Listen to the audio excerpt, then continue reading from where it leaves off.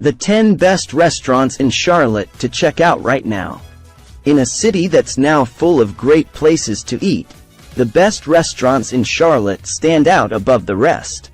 Everything old is new again in Charlotte. Familiar names have pushed into new territory, adding new favorites to the culinary landscape, while new names are rising up to get attention too.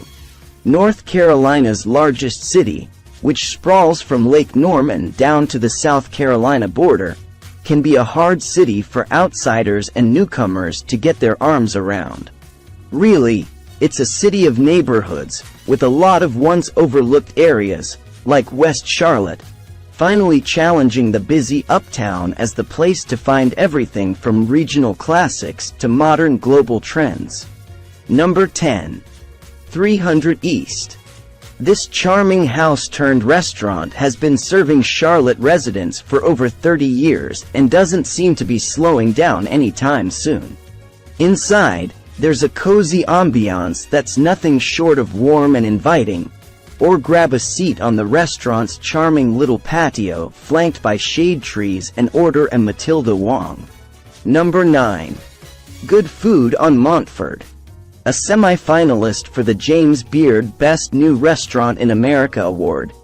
Good Food serves a tapas-style menu centered around locally sourced, organic ingredients, so expect the offerings to change seasonally.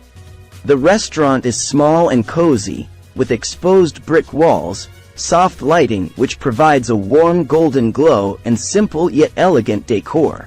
Luckily, Good Food gave up its no reservations policies, meaning there is no longer a painfully long wait to get a table. Number 8. Lang Van. Owner Dan Nguyen and her family-run Vietnamese restaurant are so beloved in Charlotte that regulars started a fundraising campaign to keep the place open through the pandemic. It worked, and Lang Van is thriving again and as crowded as ever. The menu at lunch and dinner still has more than 130 items, and Nguyen still uncannily remembers what customers like when they come back. Try Bon Exio, a classic curry yellow pancake filled with shrimp, Kam Chien Tom, pineapple fried rice served in a hollowed-out pineapple half, or the crispy quail, served with a little dish of salt and black pepper with lemon. Number 7. The Optimist Hall.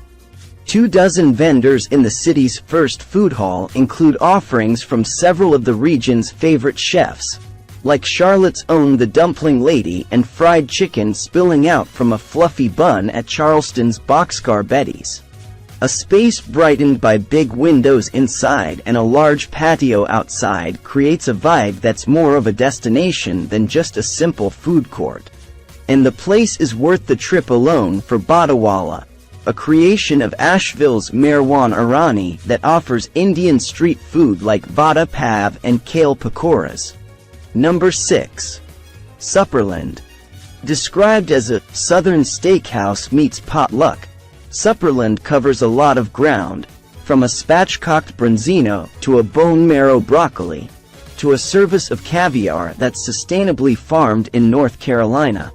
Veteran restaurateurs Jamie Brown and Jeff Tenedandle brought in chef Chris Rogensky to handle the kitchen in this former church. In the basement is a speakeasy-style bar with just 10 reservation-only seats. Number 5. La Belle Helena. Helmed by the esteemed Fifth Street Group, La Belle Helena adds a bit of French class to uptown Charlotte. The menu covers the Parisian classics: French onion soup, ratatouille, saffron mussels, duck à l'orange for two, beef bourguignon and a honeycomb creme brulee, and there's also special menus midday and for brunch. The Economy Gastronomy Special serves up a 3-course menu for $59 per person and includes stars like a foie gras torchon and crispy duck confit. Number 4. Ever Andalo. It had us at Cheese Cloud, a fluffy pile of fluffy Parmesan or Pecorino that customers can add to pasta for $3. Restaurant power couple Jeff Tenedandle and Jamie Brown always pay attention to the details, and their foray into Italy is no different. The menu of 6 or so house-made pastas and sharing-size entrees like branzino is rounded out with small plates. Toasted hazelnuts and the whole fried artichoke are standouts that you can keep all to yourself. Number 3. Hello Sailor. Joe and Katie Kindred's Davidson restaurant. Kindred was the area's first to get serious and well-deserved national attention. But Hello Sailor, which dropped anchor in 2017, brings the fun and flair. With a menu patterned on fancier versions of Fish Camp classics and a dining room that brings mid-century mod and Palm Springs vibes, it's the place to park at a waterside table on a beautiful summer afternoon with a plate of citrus crab louis or a basket of fried popcorn shrimp with beef fat fries. Number 2. Leah Louise. With lots of accolades on his resume already, Chef Greg Collier turned to his roots with Leah Louise. Here he's serving up the soul food inspired by the foods back home in Memphis, like chips made from chicken skins and smoked rabbit with grits. Collier, along with his wife and partner in the restaurant Sabrina Collier, infused the place with the feel of an old juke joint, with old window frames up behind the pass-through, a wall of wood pallets, mismatched furniture and a big, long table smack in the center ready for the next celebration. Number 1. Fin and Fino. There's a decidedly low-country Carolina vibe at Fin and Fino, not just because of the fresh seafood on offer but also for the beachy and airy feel of the place. Sustainably caught or raised seafood is the star here, headlined by the $150 penthouse, a tower of oysters, mussels, shrimp, scallop ceviche and butter-poached lobster tails.